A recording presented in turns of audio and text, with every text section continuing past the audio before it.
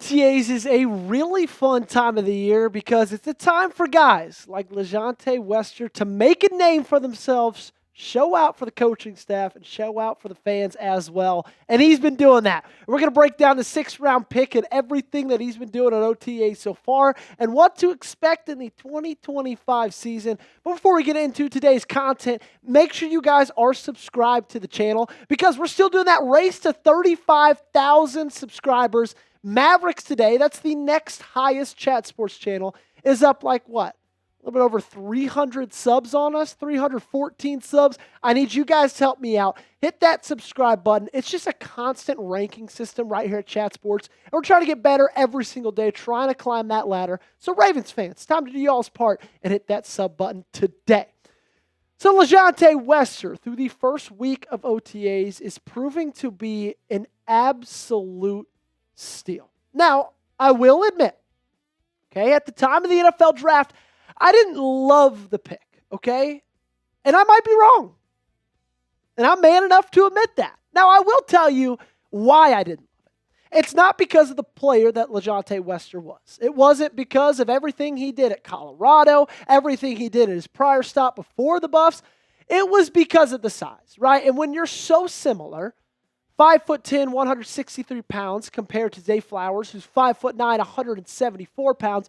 When you got two guys that small in the same position group, I just didn't necessarily love that fit, but it's proving that take might be biting me in the butt. Because Ryan Mink said this about LaJohntay Wester. Wester can fly.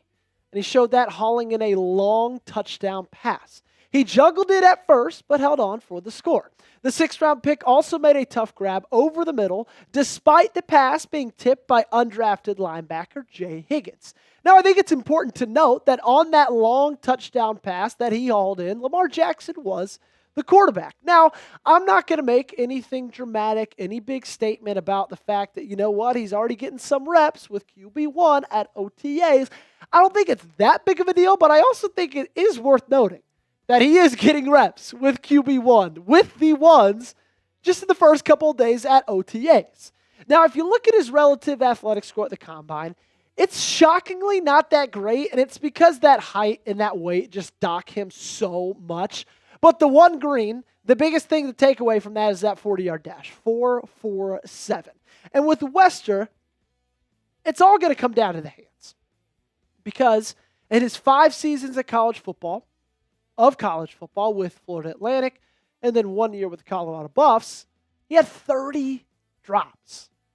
That's a lot of drops. And let's just be honest about something, okay? The National Football League does not have room for receivers who can't catch the ball. I don't care how fast, and I don't care how shifty you are. The good news is he's showing so far in OTAs that isn't necessarily a problem. I want you guys to be honest with me, okay? Get down in the comment section. Let me know how many touchdowns you think LaJohntay Wester is going to have in 2025. You get down below and tell me your answer. He had a really, really strong collegiate career, okay? This last year in 2024, played with Colorado. The 3 years prior and 4 years prior to that, played in Florida Atlantic. But if you look at the last 2 seasons, over 180 receptions, over 2,000 yards, 18 combined touchdowns, 26 combined touchdowns in his last three seasons of college football. This dude was dynamic once you got the ball in his hands. And the thing about him is he had the ball in his hands a ton. Did you guys know that he is top 10 all time in the history of NCAA in receptions? 326 catches for the kid. And that's because every stop he's been to, the coaches have realized this team's better when he's got the rock, when he's got the football. So their game plan was, I don't care if it's on a screen, I don't care if it's on a dig, I don't care if it's on a fly. Get the ball in his hands as many times as we can in a game, and good things will happen. Now, we do have to be realistic, okay? We got to look at where he's standing currently in the depth chart. He's right behind Zay Flowers because we all know Zay Flowers is primarily going to be in the slot this year. He primarily was in the slot last year, but now that DeAndre Hopkins is added to the roster, that's going to shift him inside even more. That's where LaJohntay Wester makes his money, okay? And if we're being real, I still don't see him having a massive role in this offense, and it's nothing against him. It's just solely because of the weapons that you've got around him, okay? The weapons that you've already got in that offense. I still see him being, exciting in special teams and being a massive part in that. But if we're talking about a guy who's going to consistently be getting the football, I just don't necessarily think that's going to be the case. Because you got Lamar, and he's on here as a weapon because of everything he can do with his legs, right? And obviously passing the football as well. And then you got Derrick Henry. You got Justice Hill. You'll have Keaton Mitchell back this year as well. And then you got 2 tight ends that are phenomenal, Mark Andrews and Isaiah Likely. And then 3 wide receivers in Zay Flowers, Rashad Bateman, DeAndre Hopkins, who I guarantee you will all have over 600 yards in 2025. And so it's just a crowded offense. But that doesn't mean that EDC doesn't see something in the talent. He said what stands out about him is his return ability. Think he's twitchy, explosive punt returner. We think he has the chance to come in here and be an impact punt returner for us. And EDC's not wrong, okay? Here's the punt return stats from his 5 years in college. 66 total returns, 740 yards, almost 1,000 yards eclipsed in punt returns in college. 11.2 yards per return. 2 times he took it to the house. Once with Colorado, once with FAU. This dude's dynamic. I'm excited to see him in the special teams. And while I don't necessarily see him being a massive, massive part in this offense this year, okay, hear me with that, this year, he's going to be a massive part in special teams. Going to be a massive part as a returner. What do you guys think? Okay, let me know. Does Wester return a punt for a touchdown in 2025? Give me your thoughts. Give me your answers in the comment section. I think he does, just for what it's worth. We're going to wrap up today's show with some additional Ravens news, additional Ravens notes, and then we'll send you on your way. And, of course, we'll be seeing you guys tomorrow.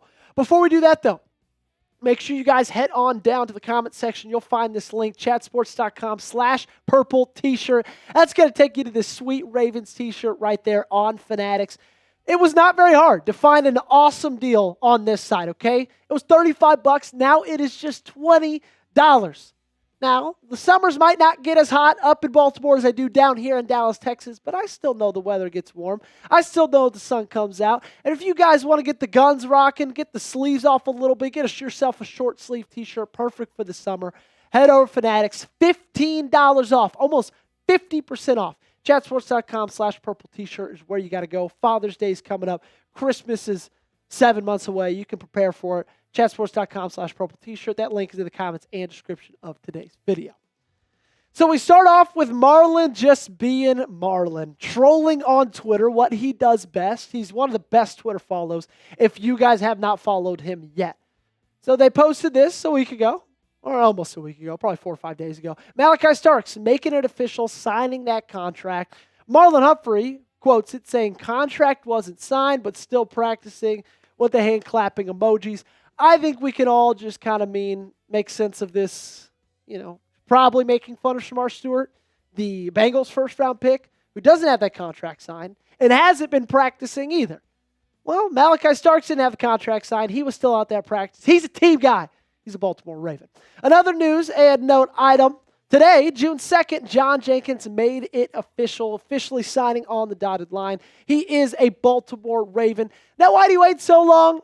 Pretty easy question. They had to wait for after June 1st.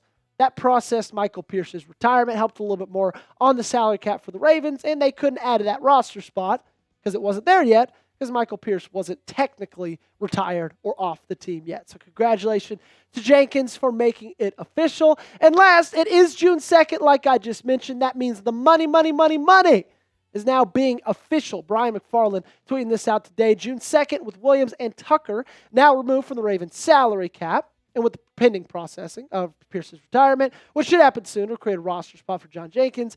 The Ravens are now $18.48 million under the cap. That's a good number. That's a good spot to be, especially for a roster that doesn't have a ton of holes. They still got some money to play with. They want to use that to extend some people. They want to use that to sign some free agents, Or hell, maybe they want to go make a big trade and use that money to extend somebody. Make sure you guys are following me on social media. You can find me on Twitter. You can find me on Instagram at Joey Petersen 8 on both platforms. And you guys found me right here on the Ravens Rundown. Make sure you guys are subscribed. Lock us in. It's like following right here on YouTube. It's free to do. Doesn't cost you a dime. You get a Ravens video every single day. So lock us in right now.